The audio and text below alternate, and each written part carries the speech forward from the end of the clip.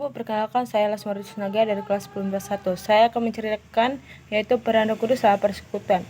Seseorang menerima Roh Kudus dalam dirinya ketika benar-benar percaya atau beriman secara sungguh-sungguh kepada Yesus Kristus sebagai Tuhan dan Juru Selamat dalam hidupnya. Semakin berubah atau serupa dengan firman Tuhan dalam buah roh yang tertulis dalam Galatia 5 ayat 22-23.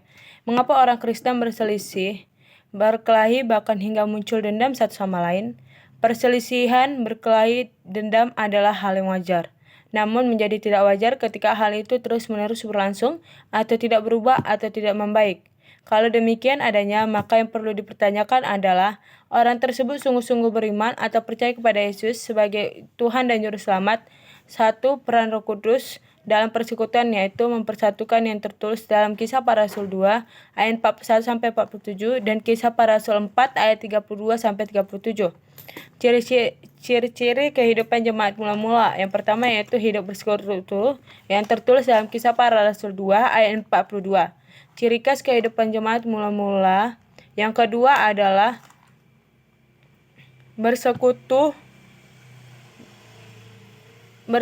atau belajar dalam firman Tuhan yang tertulis dalam Kisah Para Rasul 2 ayat 44-45. Belajar firman Tuhan bersama-sama, berdoa bersama-sama, semakin hari semakin bertumbuh dewasa di dalam Tuhan dan sehati sepikir. Contohnya yaitu kisah Ananias dan Safira. Mengajarkan kita tentang seperti apakah kehidupan orang yang tidak sungguh-sungguh percaya atau beriman kepada Yesus Kristus sebagai Tuhan dan Juru Selamat yang tertulis dalam Kisah Para Rasul 5 ayat 1-11. Ananias suaminya yang berbohong dan Kisah Para Rasul 5 ayat 2. Safira istrinya yang berbohong dan Kisah Para Rasul 5 ayat 7-9. Melalui kisah Ananias dan Safira, kita dapat menyimpulkan bahwa Kristen sejati adalah mereka yang benar-benar percaya atau beriman kepada Yesus Kristus sebagai Juru Selamat dan dalam hidupnya pribadi sehingga hidupnya mau dipimpin oleh Roh Kudus untuk semakin berubah dan berubah. Orang Kristen sejati bukan berarti tidak pernah jatuh ke dalam dosa, tetapi mau mengakui dosanya dan berjuang untuk semakin bertumbuh sesuai dengan firman Tuhan. Firman Tuhan yang mengajarkan kita untuk berselisih, berkelahi, bahkan menyimpan dendam satu sama lain kalaupun kita mengalami hal tersebut. Itu kita mau untuk saling mengakui kesalahan satu sama lain, saling memaafkan, saling mengasihi sehingga terjadinya persatuan peran Roh Kudus dalam persekutuan yaitu memberi karunia yang tertulis dalam Roma 12 ayat 6-8, 1 Korintus 12 ayat 4-11.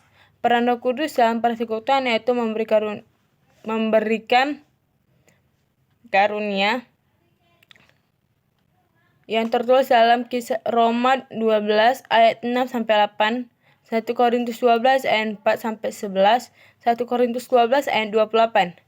Setiap orang percaya pasti diberikan karunia. Namun karena setiap orang percaya pasti diberikan karunia, namun karunia-karunia yang ada pada kita harus digunakan dan kepentingan bersama melayani sesama. Dengan melayani sesama, kita sedang memuliakan Allah yang mengandung setiap orang percaya pasti diberikan karunia. Namun karunia-karunia yang ada pada kita harus digunakan dan kepentingan bersama melayani sesama. Dengan melayani sesama, kita sedang memuliakan Allah yang setiap orang percaya pasti diberikan karunia roh. Namun karunia-karunia yang ada pada kita harus digunakan dengan kepentingannya bersama melayani sesama. Dengan melayani sesama, kita sedang memuliakan Allah, menganugerahkan karunia tersebut ke dalam diri kita. Karunia-karunia roh yaitu mampu memimpin dan mengatur atau mengelola manajemen gereja atau organisasi atau lembaga. Kemurahan yang artinya yaitu campuran memberi dan menasihati, berkata-kata dengan hikmat dalam menyampaikan kebenaran yang sesuai dengan Alkitab, berkata-kata dengan pengetahuan sama dengan hikmat namun ditambah dengan wawasan firman Tuhan dalam iman. Orang yang kuat dan tidak mudah digoyahkan oleh ajaran sesat, keadaan maupun pergumulan hidup. Sekian dari saya, terima kasih Bu.